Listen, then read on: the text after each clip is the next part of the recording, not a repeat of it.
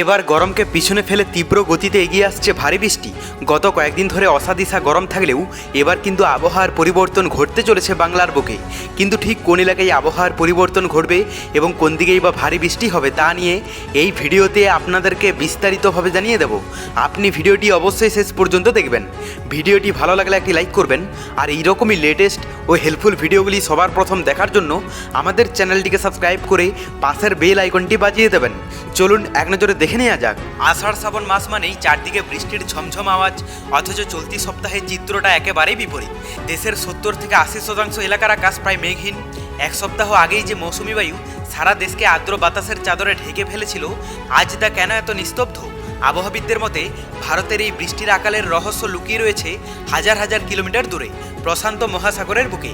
ভারতের বৃষ্টির জন্য মূলত দুটি বিষয় দায়ী: ভারত মহাসাগর থেকে আসা জলীয়বাষ্পপূর্ণ হাওয়া এবং দেশের স্থলভাগের উপর থাকা মনসুন ট্রাপ। বর্তমানে পশ্চিম প্রশান্ত মহাসাগরে তৈরি হওয়া সুপার টাইফুন ভারত মহাসাগরীয় অঞ্চলের সমস্ত আর্দ্রতা নিজের দিকে টেনে নিচ্ছে। সহজ কথায়, এই টাইফুন যেন ভারতের বর্ষার অক্সিজেন শুষে নিচ্ছে।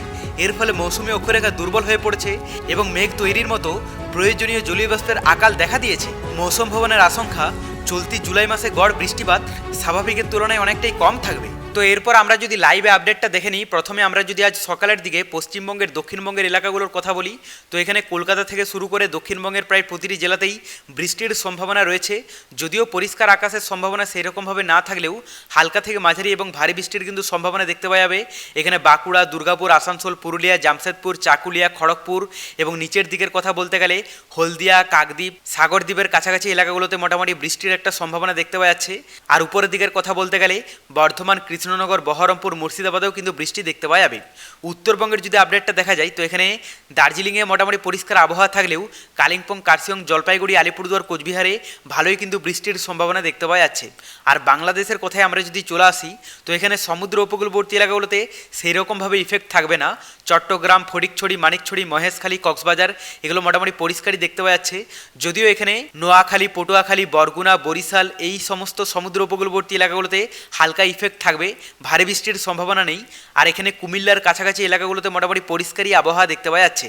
ভিতরের এলাকার মধ্যে বেশিরভাগ এলাকা জুড়েই বৃষ্টি হবে সকালের দিকটাতে। এখানে সিলেটের কাছাকাছি এলাকা এবং উপরের দিকের কথা বলতে গেলে পঞ্চগড়, ঠাকুরগাঁও, দিনাজপুর, কুড়িগ্রাম, রংপুর, গাইবান্ধা এগুলোতে মোটামুটি বৃষ্টির সম্ভাবনা দেখতে পাওয়া যাচ্ছে।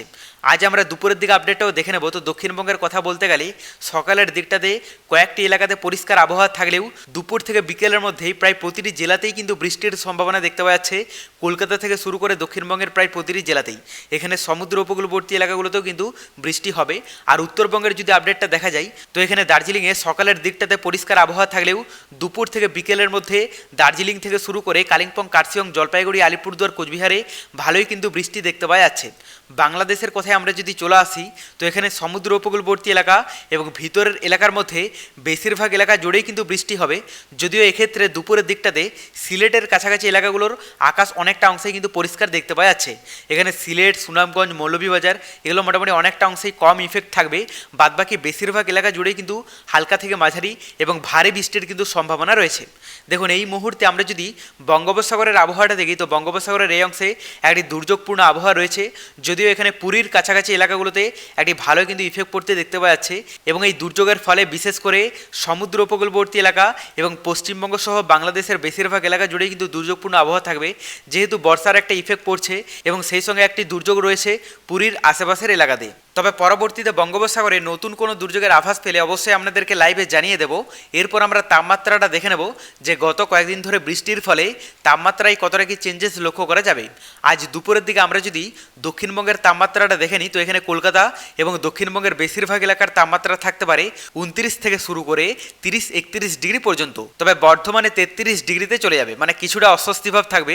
পাশাপাশি আমরা যদি উত্তরবঙ্গের আপডেটটা দেখে নিই, তো এখানে দার্জিলিং, কালিম্পং, কার্শিয়ংয়ে 24 ডিগ্রি দেখতে পাওয়া যাচ্ছে। আর এদিকে জলপাইগুড়ি, আলিপুরদুয়ার, কোচবিহারের তাপমাত্রা থাকতে পারে 29 ডিগ্রি সেলসিয়াস। পাশাপাশি বাংলাদেশের কথায় আমরা যদি চলে আসি তো এখানে সমুদ্র উপকূলবর্তী এলাকা এবং ভিতরের এলাকার মধ্যে বেশিরভাগ এলাকার তাপমাত্রা থাকতে পারে 29 ডিগ্রি থেকে শুরু করে 30-31 ডিগ্রি পর্যন্ত। তবে এক্ষেত্রে ঢাকাতে একটু বেশি থাকবে 33 ডিগ্রি সেলসিয়াস। এরপর আমরা রাতের দিকে তাপমাত্রাটাও দেখে নেব। তো দক্ষিণবঙ্গের কথা বলতে গেলে কলকাতা এবং দক্ষিণবঙ্গের বেশিরভাগ এলাকার তাপমাত্রা থাকতে পারে 25 ডিগ্রি থেকে শুরু করে 26-27 ডিগ্রি পর্যন্ত। পাশাপাশি উত্তরবঙ্গের যদি আপডেটটা দেখা যায় এখানে দার্জিলিং, কালিম্পং, কার্চিয়ংয়ে 20 থেকে 22 ডিগ্রি দেখতে পাচ্ছে। পাশাপাশি জলপাইগুড়ি, আলিপুরদুয়ার, কোচবিহারের তাপমাত্রা থাকতে পারে 27 ডিগ্রির মধ্যে। আর এদিকে বাংলাদেশের কথা বলতে গেলে সমুদ্র উপকূলবর্তী এলাকা এবং ভিতরের এলাকার মধ্যে বেশিরভাগ এলাকার তাপমাত্রা থাকতে পারে 27 ডিগ্রির আশেপাশে। তবে পরবর্তীতে বঙ্গোপসাগরে নতুন কোনো দুর্যোগের আভাস পেলে অবশ্যই আপনাদেরকে লাইভে জানিয়ে দেবো। তার জন্য চ্যানেলটিকে সাবস্ক্রাইব করে রাখতে ভুলবেন না।